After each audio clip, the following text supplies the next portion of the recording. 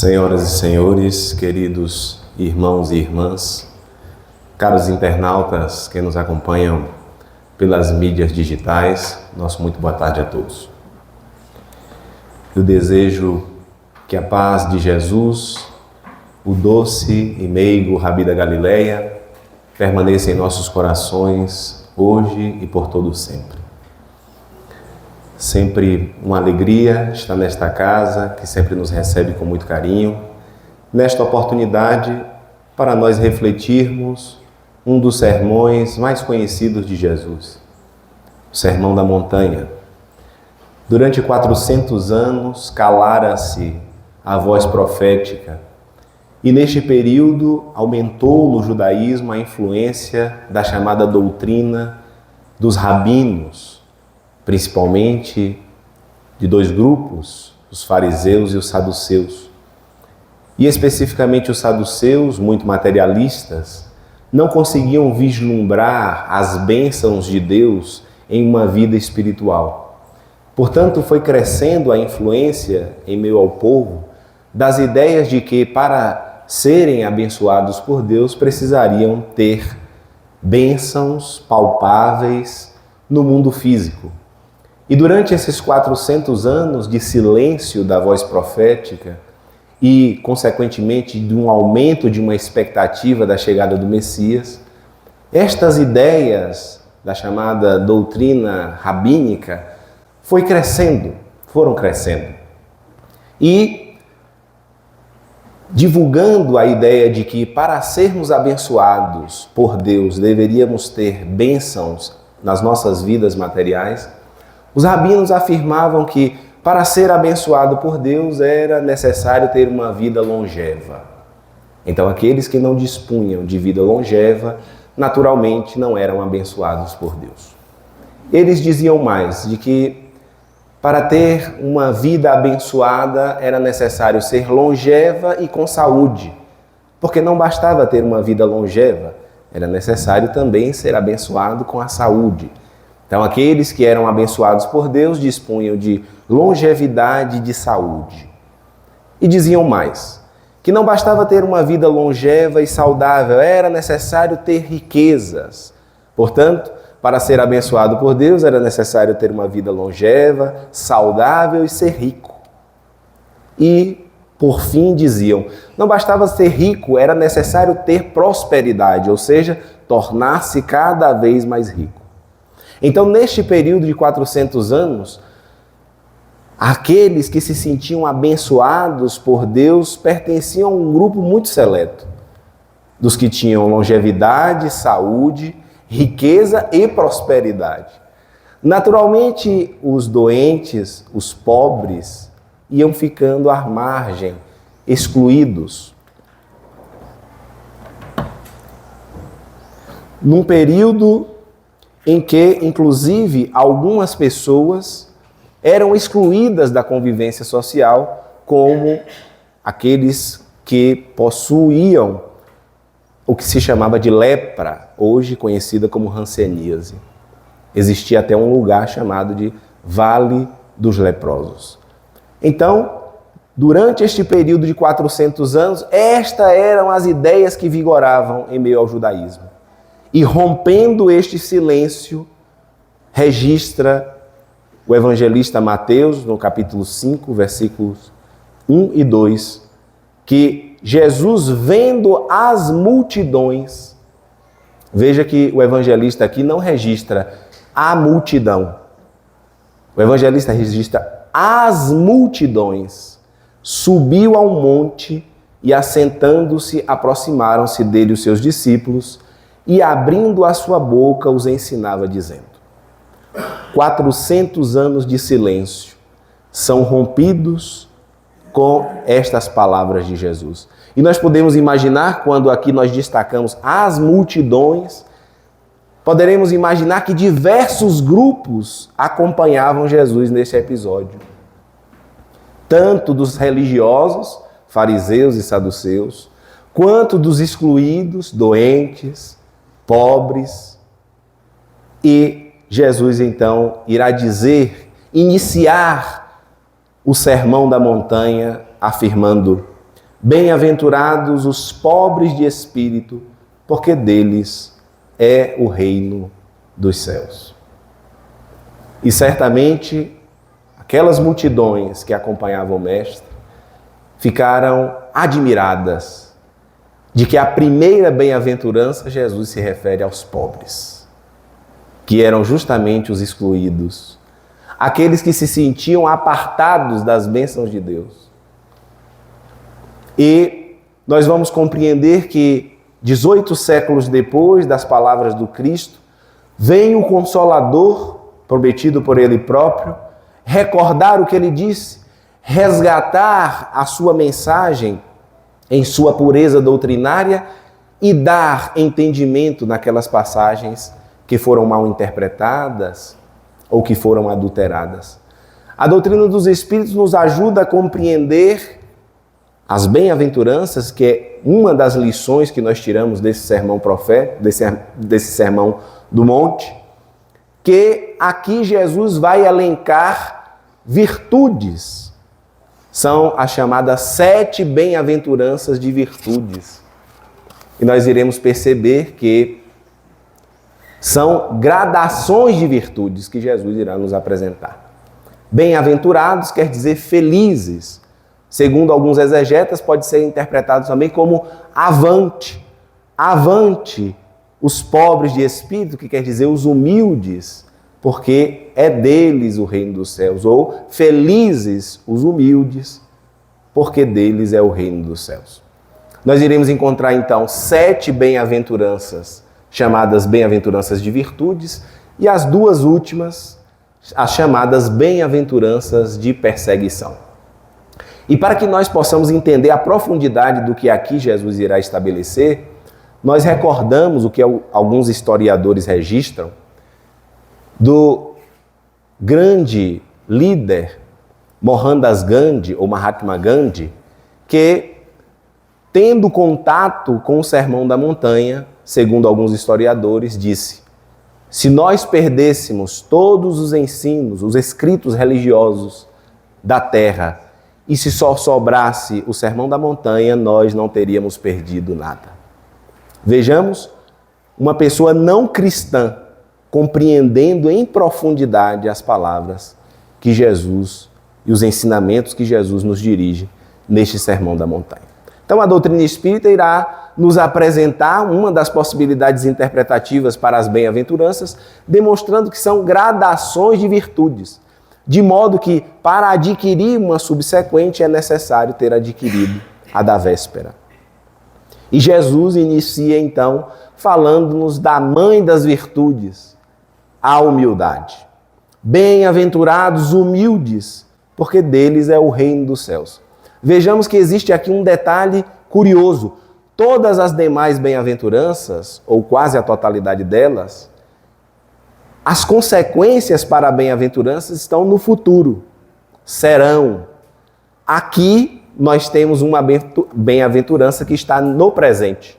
Bem-aventurados os humildes, porque deles é o reino dos céus. E aí nós precisamos, para iniciarmos as nossas reflexões, compreendermos o que vem a ser humildade.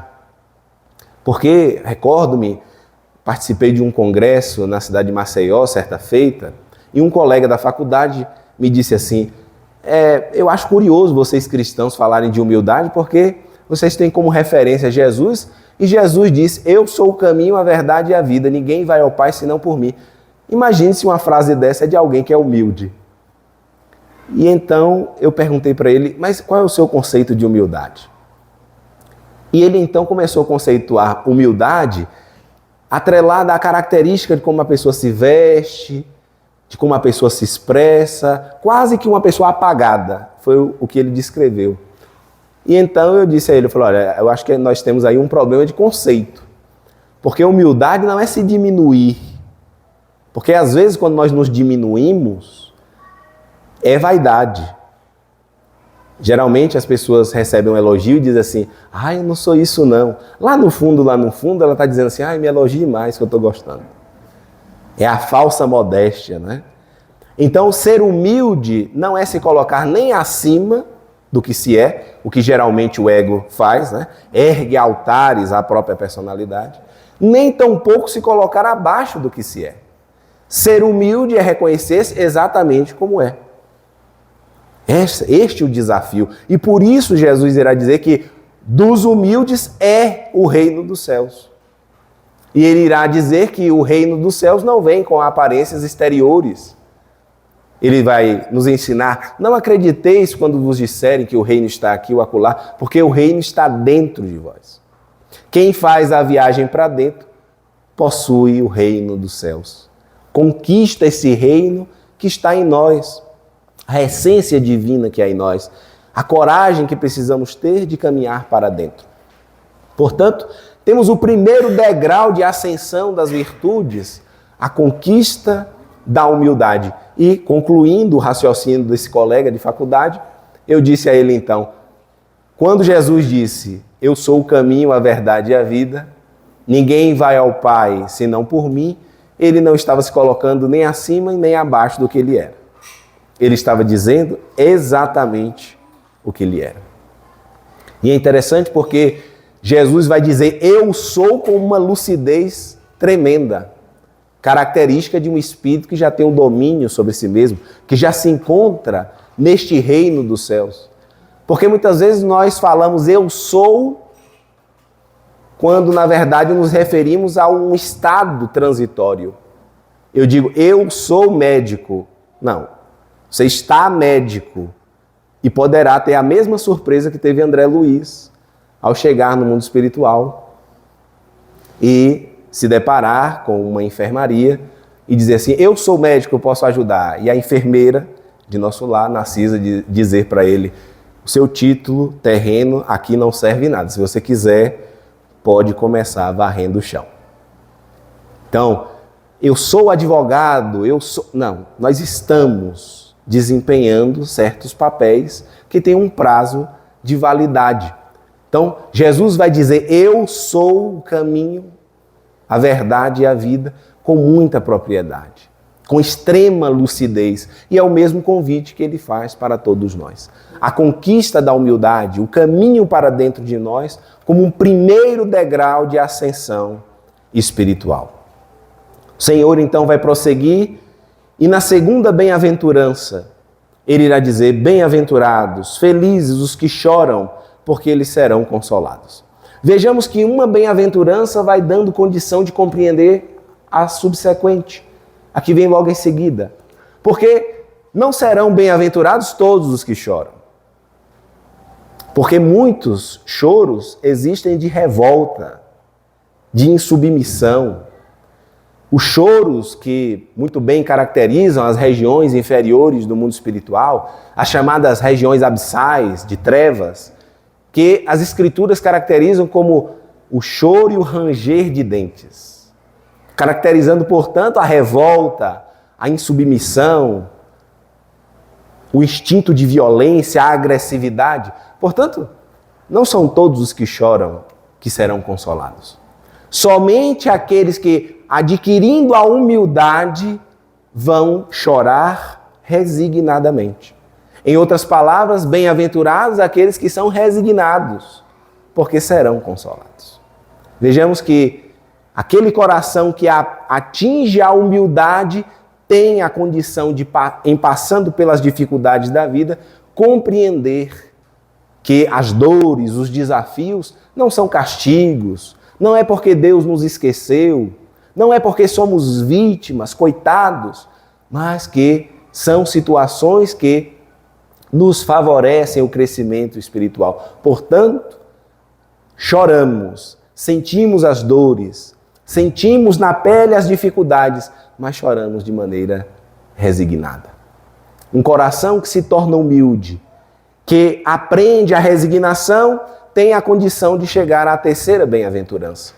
Bem-aventurados os mansos e pacíficos, porque eles herdarão a terra, irá asseverar Jesus. Vejamos que um coração humilde que se resigna tem a condição de atingir a mansuetude. Já é uma pessoa que asserena o seu coração, que já não traz mais os traços da ansiedade, da inquietação. É um coração humilde, resignado e, portanto, favorável para atingir este estado de pacifismo, aquele que atinge a paz em si. Vejamos que a última das chamadas bem-aventuranças de virtudes são os bem-aventurados, os pacificadores. Vejamos que pacíficos vêm antes de pacificadores. Porque pacífico é aquele que já adquire a paz em si. O pacificador é aquele que promove a paz no mundo. Nós não podemos oferecer aquilo que não adquirimos. Por isso, na escala das virtudes, o pacifismo vem antes de sermos pacificadores. Portanto, neste degrau da bem-aventurança, após adquirirmos a humildade, a resignação, somos convidados a aquietarmos os nossos corações, a não darmos vazão ao pessimismo, às inquietações do mundo, o imediatismo que tanto caracterizam os dias atuais. Nós queremos tudo para agora, buscando que Deus se submeta ao tempo cronológico. Os gregos bem diferenciavam o tempo, chamava de cronos, este tempo cronológico que estamos acostumados, e eles falavam do kairos, que em doutrina espírita nós poderemos compreender que é o tempo de Deus, tempo diferente do tempo cronológico. Então, este coração humilde, resignado, que busca a mansuetude e a paz, já consegue compreender o tempo de Deus. Não dá mais asas à inquietação, não dá mais asas à ansiedade e sabe compreender, como nos diz o cancioneiro popular, compreender a marcha e ir tocando em frente, em paz, adquirindo a paz em si.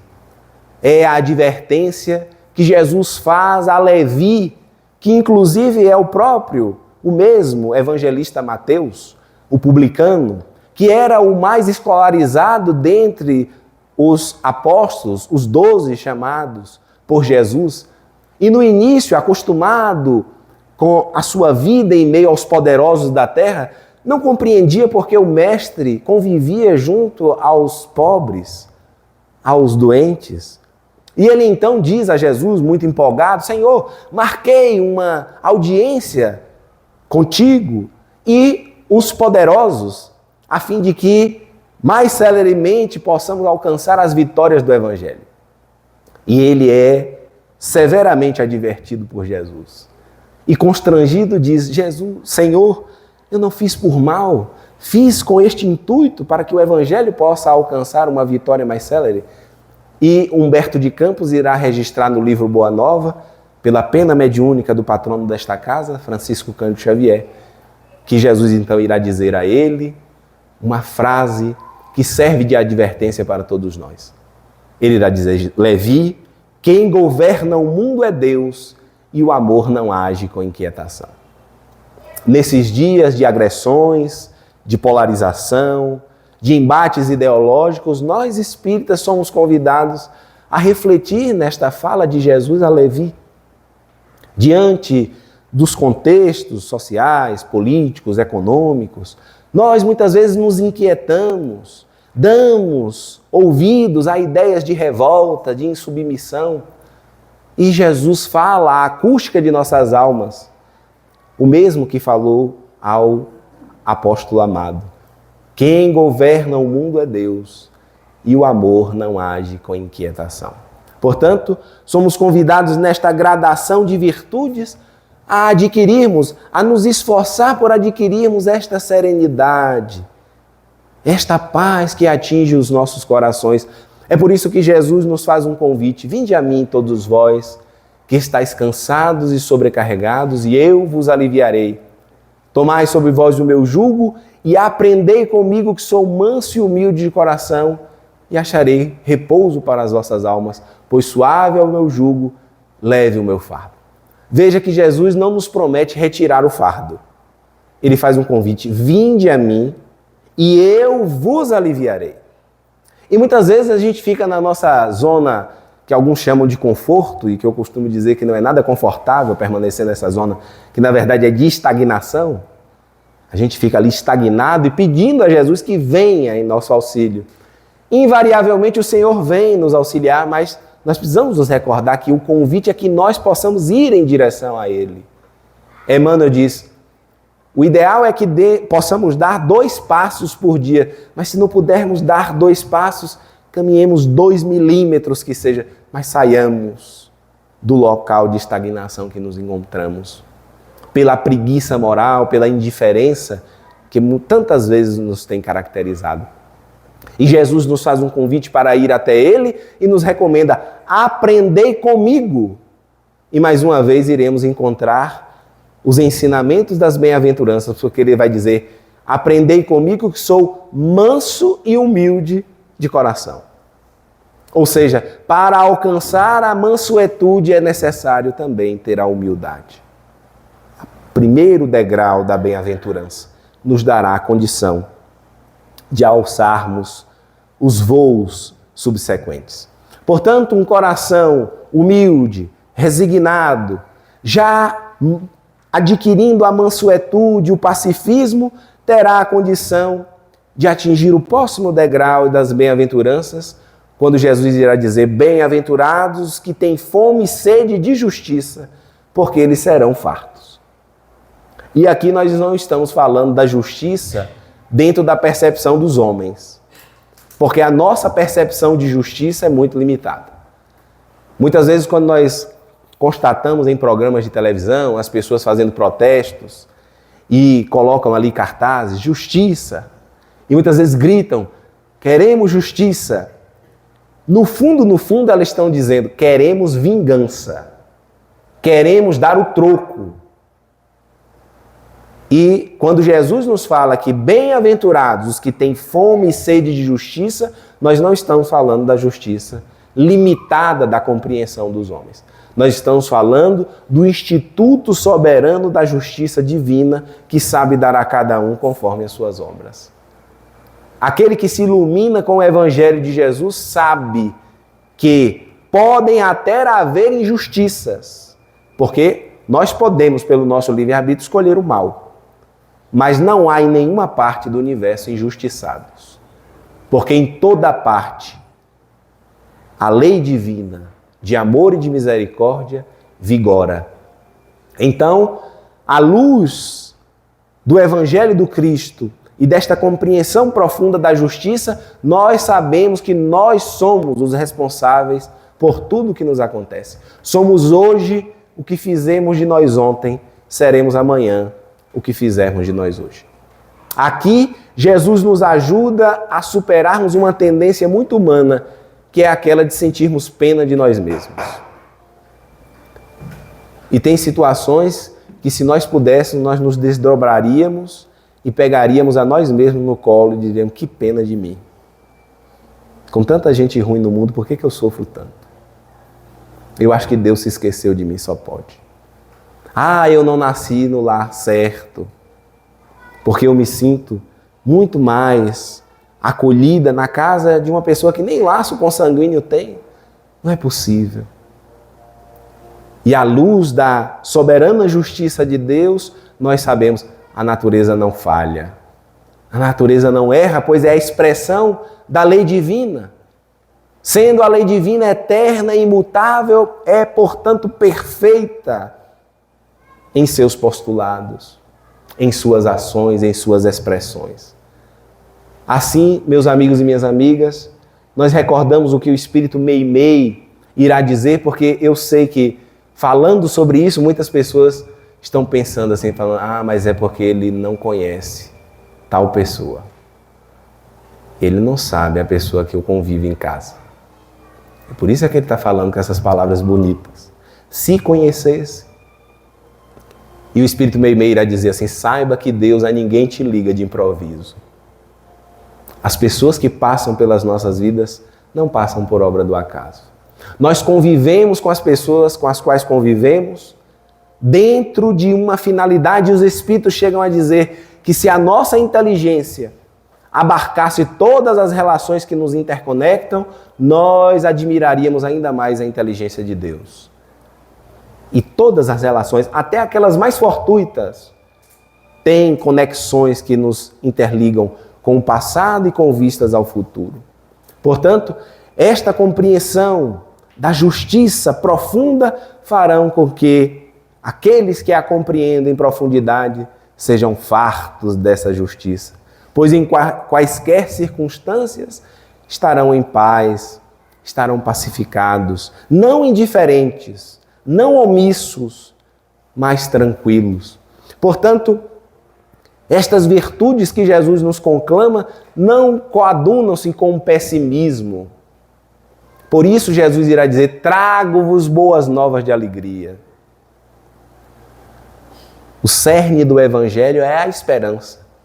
Mesmo enfrentando dias difíceis, conturbados, de violência, de agressões, enfrentando desafios que nos levam ao limite, nós sabemos que dias melhores virão. Esta é a certeza que Jesus nos traz em seu Evangelho. Portanto, um espírita cristão pessimista é um contrassenso. Inquieto, revoltado é um contrassenso. Nós somos convidados à fé viva, a sermos os achotes da esperança, compreendendo que, apesar das dificuldades, dias melhores virão.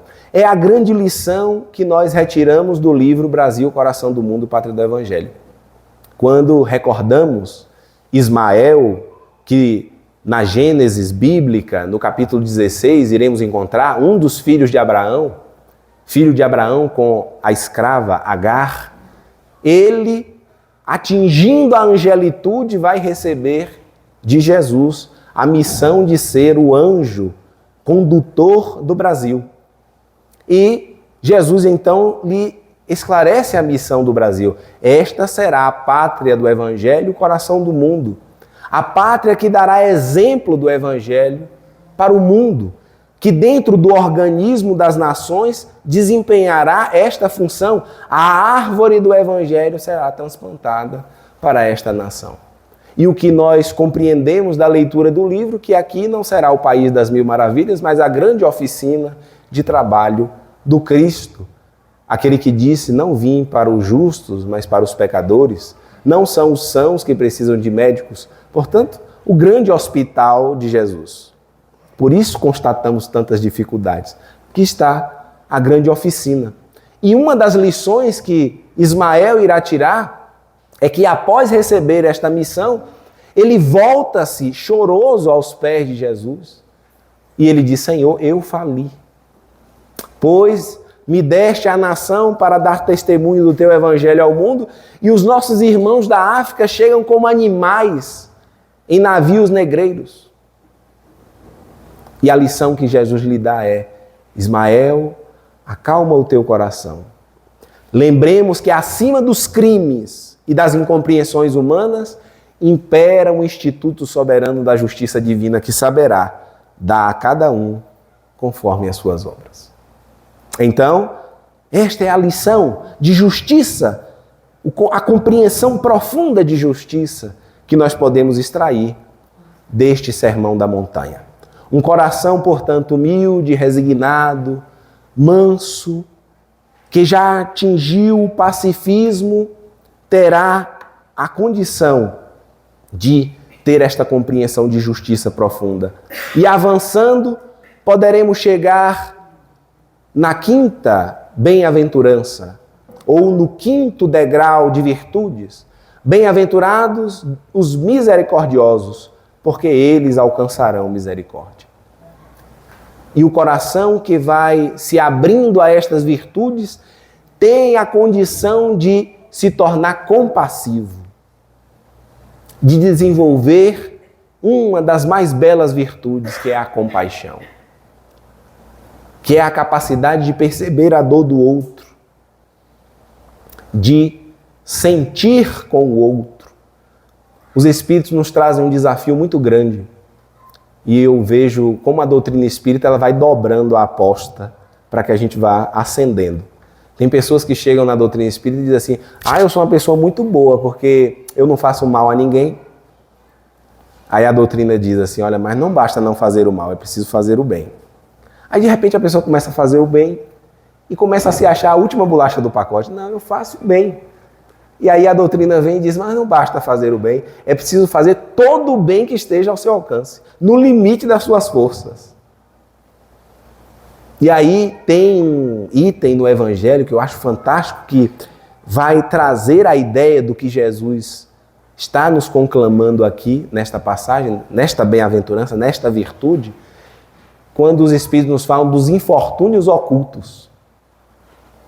E lá eles irão nos dizer que a verdadeira caridade, um coração que verdadeiramente se compadece com a dor do outro, não precisa ser solicitado para ajudar. A verdadeira generosidade sabe ir ao encontro daqueles que ou não podem pedir ou estão envergonhados de pedir. A verdadeira generosidade, portanto, sabe ir ao encontro dos infortúnios ocultos daqueles que, ou por impossibilidade ou por vergonha, não pedem ajuda. Então, quando Jesus nos diz, bem-aventurados os misericordiosos, pois alcançarão misericórdia, é este coração que, já tendo percorrido estes degraus de ascensão das virtudes, chega à capacidade de sentir a dor do outro. E a capacidade de ajudar o outro sem que necessariamente o outro solicite a ajuda.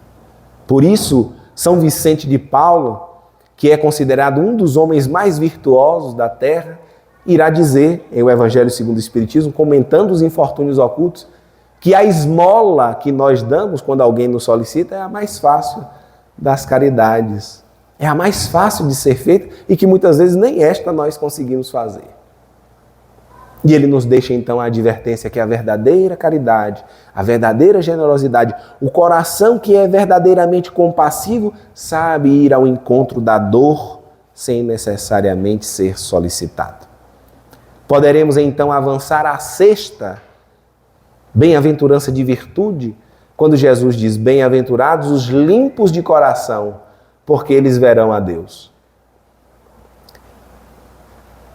E pureza de coração, ou limpos de coração, nós iremos compreender que é aquele que tem a coragem de lapidar os sentimentos. Aquele que vai aprimorando os sentimentos, como nos diz o Espírito Lázaro no Evangelho segundo o Espiritismo. Quando ele nos diz que no início o homem só tem instintos. Quando mais avançado e corrompido tem sensações. Quando apurado e instruído tem sentimentos cujo ápice é o amor. Então, quando Jesus nos fala que bem-aventurados limpos de coração, bem-aventurados são aqueles que já vivenciam esta sublimidade ou sublimação dos sentimentos que é a vivência do amor. O amor que ele próprio irá dar exemplo, aquele amor que não espera nada em troca. Quando no final do seu messianato ele diz, um novo mandamento vos deixo, um novo mandamento vos dou, que vos ameis uns aos outros como eu vos tenho amado. O amor que Jesus nos lega é o amor que, para além de dar coisas, doa-se por completo. É um amor que doa-se sem esperar paga alguma.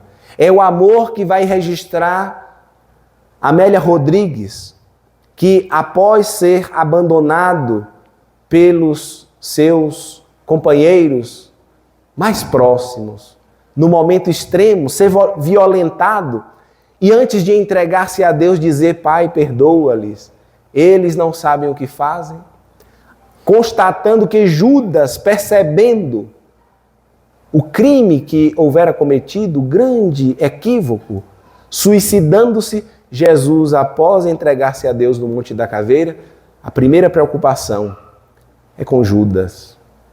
É este amor que doa-se, mesmo diante das traições, das ingratidões, das agressões, da violência. O amor que não espera nada em troca. Portanto, aqueles que amam vão adquirindo esta pureza no coração. É um amor que nós vamos encontrar para aqueles que nos servem de grande referência. O patrono desta casa é um exemplo. E é curioso porque quando nós falamos de amor, nós ficamos pensando assim em grandes feitos, né? E muitas vezes quem ama, o diferencial está nos pequenos detalhes da existência. E Chico, para mim, traz algumas experiências que são ilustrativas de como a gente precisa se esforçar nas pequenas coisas do dia a dia. Eu tenho uma característica, e eu vou exercitar aqui, algo que Jesus recomenda no Evangelho, que é confessai-vos uns aos outros. É terapêutico quando a gente confessa as nossas falhas, porque a gente faz a catarse e se ajuda, né? Então eu confesso a vocês que eu tenho uma característica, uma tendência, uma atitude muito ruim, que é de não lembrar o nome das pessoas. Então eu convivo com a pessoa ali, né? E daqui a pouco a pessoa chega, fala comigo, me chama pelo nome e eu fico constrangido. Aí eu falo assim, oi meu querido, minha querida. Se eu chamar de meu querido, minha querida, pode saber, porque eu esqueci o nome. E eu conversando com minha esposa, eu falava com ela, olha, eu acho que eu tenho algum problema. Deve ser problema de memória. Aí ela um dia me disse assim, ela falou, olha, você vai procurar seu problema, porque de memória não é. Você tem alguns poemas decorados, quando você cita livro, você cita a página, o capítulo, não é problema de memória não, você vai descobrir qual é o seu problema. E aí eu descobri com quem? Com Chico. Chico, quando ia sair de casa, em Uberaba e Pedro Leopoldo, segundo algumas pessoas que conviveram com ele abarrotava os bolsos de bala e toda criança que ele encontrava, ele cumprimentava, bom dia fulano, dava uma balinha e chamava pelo nome. Mas eram muitas crianças e certa feita uma pessoa lhe perguntou, falou, Chico, como é que você consegue lembrar do nome de todas essas crianças? São muitas crianças. E ele disse assim, minha irmã, é porque quem ama lembra. Aí eu falei, pronto, descobri qual é o meu problema. Não é de memória. E é interessante porque a neurociência irá dizer que a nossa memória mais sólida é aquela que está atrelada ao sentimento. Por isso que a gente não lembra de muita coisa lá da infância, mas algo que nos marca emocionalmente, a gente lembra. Eu lembro perfeitamente quando meu pai me deu a primeira bicicleta. Aquilo me marcou e eu lembro. Então, Chico, amando, não esquecia o nome das pessoas. E aí é curioso porque as pessoas, agora, depois que eu fico confessando isso, as pessoas ficam me perguntando, você já me ama? Perguntando se eu lembro o nome, né? Então, nós somos convidados a este amor de perceber o outro, de entrar nesta conexão com o semelhante. E a última bem-aventurança de virtude que Jesus irá nos apresentar é bem-aventurados os pacificadores, porque eles serão chamados filhos de Deus. E é interessante porque ele próprio aqui recebe essa alcunha, filho de Deus. Jesus foi o pacificador por excelência. E ele diz, em diversas oportunidades, referindo-se ele como filho de Deus, sendo um enviado daquele Pai de amor. Ser pacificador, meus irmãos e minhas irmãs, não é mais reagir, como nós estamos muitas vezes acostumados. É agora agir favorecendo o bem. Porque nós muitas vezes somos aqueles que reagimos aos estímulos externos. Então, se estamos em um ambiente como este, estamos muito bem, obrigado. Se de repente a gente chega num ambiente conturbado, a gente se conturba também. Por isso a gente costuma dizer que é muito fácil ser espírita na casa espírita. Né? Até a voz muda quando a gente está na casa espírita. Boa noite, meu irmão, boa tarde. Se alguém pisa no nosso pé, a gente não tem problema, irmão fraterno. Né? É uma conexão com o mundo espiritual elevadíssima. Quando a gente chega em casa, geralmente aí chuta o cachorro, briga com o esposo, com a esposa, volta a ser quem nós somos. Então, pacificador é aquele que, já adquirindo a paz em si, promove a paz no mundo. Age para promover a paz. E a expressão que melhor caracteriza o que vem a ser pacificador é aquela oração atribuída a Francisco de Assis, quando ele diz, Senhor, fazei-me um instrumento de vossa paz. Onde houver ódio, que eu leve o amor. Onde houver ofensa, que eu leve o perdão. Onde houver discórdia, que eu leve a união. Onde houver dúvida, que eu leve a fé. Onde houver erro, que eu leve à verdade. Onde houver desespero, que eu leve à esperança. Onde houver tristeza, que eu leve à alegria. Onde houver trevas, que eu leve à luz. Veja que para agir promovendo o bem, nós precisamos ter feito este processo de evangelização de nós mesmos. Nós não poderemos oferecer aquilo que nós não temos. Por isso que o pacificador é aquele que primeiro adquiriu a paz em si. Para que você consiga levar harmonia, união onde há discórdia, você precisa ter esta harmonia consolidada em si. Para que alguém possa levar luz onde há trevas, é preciso ter acendido esta luz no seu interior. E as duas últimas bem-aventuranças, já finalizando o nosso trabalho, são as chamadas bem-aventuranças de perseguições. Então Jesus irá dizer: bem-aventurados que sofrem perseguição por causa da justiça, porque deles é o reino dos céus. E aqui, vejam que é um estágio além. Olha, para você ser perseguido em nome da justiça, dentro de uma concepção de justiça profunda, já tendo atingido aquela fome e sede de justiça dentro dessa compreensão mais profunda, para você chegar ao ponto de ser perseguido, ora, você deve ter consolidado muitas virtudes em si. E a última delas, o ápice delas, bem-aventurados sois vós, quando vos injuriarem e perseguirem, e mentindo disserem todo o mal contra vós por minha causa. Exultai e alegrai-vos, porque é grande o vosso galardão nos céus, porque assim perseguiram os profetas que foram antes de vós. Então, para que você possa chegar a esse nível de ser perseguido em nome de Jesus, olha, você tem que ter percorrido todas as demais escalas de ascensão das virtudes das bem-aventuranças.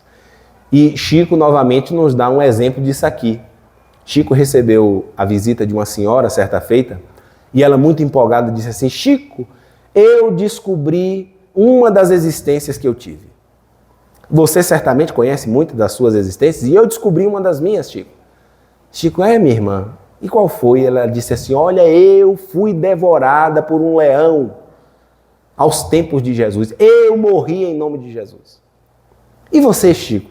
Você deve conhecer algumas das suas existências, não é verdade? Aí ele disse assim: minha irmã, conhecer, eu não conheço não, mas eu devo ter sido a pulga do leão que me comeu. Então, Chico, em outras palavras, estava dizendo assim: olha, minha irmã, baixa a bola. Porque quem morreu por Jesus já se encontra em outro nível espiritual. A literatura mediúnica espírita nos fala de um espírito que morreu em nome de Jesus num circo romano, chamada Lívia, a esposa do presunçoso senador Públio Lentulus, que é uma das existências do benfeitor Emmanuel. Ela, após uma vida de muitas dificuldades, de muitos desafios, vai morrer em nome de Jesus, devorada por um leão, no arena. E é a última existência na Terra que você tem notícia de Lívia. Quem seguiu Cristo, quem chegou a esse ponto de se doar em holocausto por Jesus, já se encontra em outro patamar. Então, Chico estava dizendo aqui: olha, minha irmã, calma, porque esse é o último estágio, o último nível das bem-aventuranças. Quem percorreu esse nível já não se encontra aqui. E nós finalizamos o nosso trabalho fazendo esta reflexão. O Espírito Bezerra de Menezes nos diz que todos nós, os espíritas, ouvimos as palavras de Jesus no Sermão da Montanha. É por isso que essa canção, que foi tão bem cantada no início, aos pés do monte, que faz referência a este sermão, emociona tantos espíritas. E a gente se emociona e nem sabe por quê. Dr. Bezerra diz: quer seja encarnado ou no mundo espiritual, nós, os espíritas, acompanhamos as palavras de Jesus no Sermão da Montanha. E a pergunta que não quer calar é: por que nós estamos aqui? Porque quem seguiu Cristo, mesmo que estando em situações muito complicadas, já se encontra em um outro patamar espiritual. A exemplo de Maria Madalena, que era, conforme Divaldo utiliza a expressão, mercadora das energias sexuais, vitimada por uma obsessão terrível que a levava à degradação moral, aos níveis mais baixos, compreendendo o chamado de Jesus, modifica-se completamente. Ela que sentia vontade de ser amada, Jesus diz a ela: Maria, aprende a amar, ama tu primeiro, para que possas compreender em profundidade este sentimento do amor. E Jesus então lhe recomenda para que ela pudesse amar aqueles que eram os mais excluídos, que fosse mãe daqueles que não tinham mães. E ela então vai dedicar a sua existência para cuidar das feridas daqueles que viviam no vale dos leprosos. A tal ponto que ela irá desencarnar vitimada pelo bacilo de Hansen. E a última existência que se tem notícias de Maria Madalena na Terra foi como Teresa d'Ávila. E para que a gente entenda o nível espiritual de Teresa d'Ávila, e sinteticamente, para que haja uma comunicação espiritual, muitas vezes um espírito elevado, ele precisa baixar ao máximo o seu nível de sintonia e o médium precisa elevar ao máximo a sua sintonia para que haja sintonia e a comunicação se estabeleça. Nós estamos falando da maior antena mediúnica do século XX, chamado Francisco Cândido Xavier, o patrono desta casa. Ele iria receber uma comunicação de Teresa d'Ávila, mas por mais que ela baixasse a sua sintonia, e Chico, não qualquer médium, nós estamos falando de Chico Xavier, por mais que ele elevasse, não havia sintonia. Então Emmanuel precisou ser o médium para receber a mensagem e transmitir para Chico. E ela era prostituta aos tempos de Jesus. E a pergunta que não quer calar é, e o que eu me faço constantemente é, por que nós estamos aqui? Ouvimos as palavras de Jesus. E certamente as respostas vão girar em torno de ouvimos, mas nos mantivemos indiferentes. Recebemos o chamado para o reino dentro e ficamos distraídos com as expressões externas, as questiúnculas, as disputas do poder transitório dos homens, as picuinhas que caracterizam, e ficamos nessa ciranda das reencarnações, recapitulando os velhos equívocos, repetindo os velhos hábitos. E há 20 séculos nesta marcha, ora no mundo físico, ora no mundo espiritual, temos ouvido repetidas vezes o chamado de Jesus. E desta vez, nós temos a melhor das nossas oportunidades. Nenhuma oportunidade reencarnatória, de todas das quais nós já tivemos, é mais importante do que esta. Esta é a melhor oportunidade que estamos tendo. Que nós possamos então aproveitar para que aceitemos este convite de Jesus e tenhamos a coragem de fazer este caminho para dentro. Aproveitar as oportunidades da vida externa como impulsos, como lições que nos conectem ao nosso mundo íntimo, realizando as transformações necessárias para que ao final desta oportunidade nós possamos felizes constatar que saímos daqui bem melhores do que quando aqui nós chegamos. Que Deus nos abençoe. Muito obrigado pela atenção de todos e muita paz.